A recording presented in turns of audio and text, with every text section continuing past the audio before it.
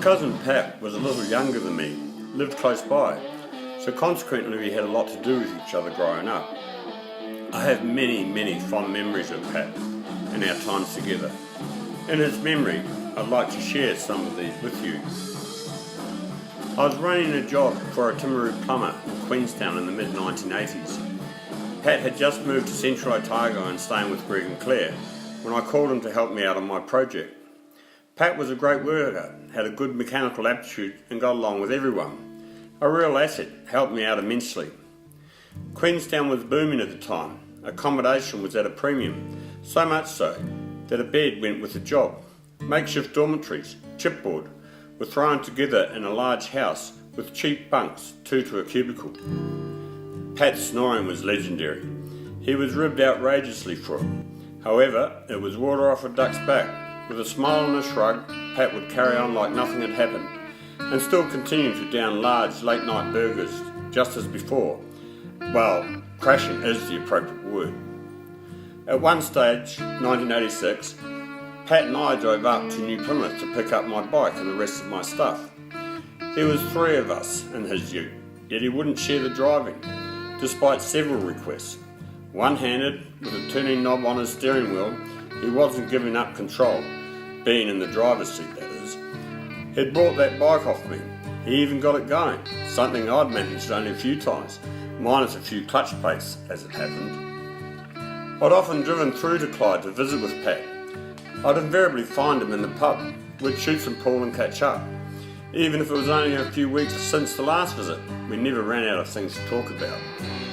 He always had a group of drinking buddies around him. Everyone knew Pat. Often would call into the bottle shop for more supplies.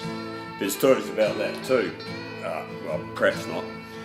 Negotiating the Kawara Gorge was certainly interesting in the return trip.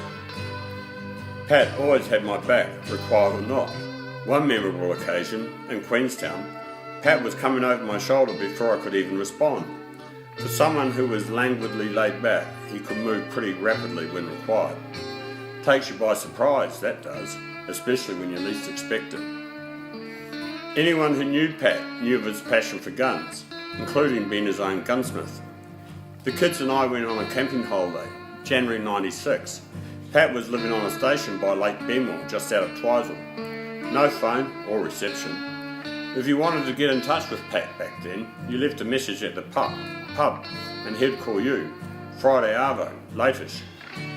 Many a conversation I had with Pat, with Friday Arvo public bar background noise, in his element. When we visited, it was like it's often said, you just picked up from where you left off the last time. Time didn't seem to have much meaning for Pat, perhaps a throwback to his New Zealand rail days. One of my fondest memories, because it is Pat to a T, was his visits to Christchurch when we were living there. He often rang me from the pub in Twizel, Friday, and after some general conversation and/or advice, opinion, comment, got to the gist of the call. This time, he intended to come for a visit, and could he surf my couch? Yeah, sure.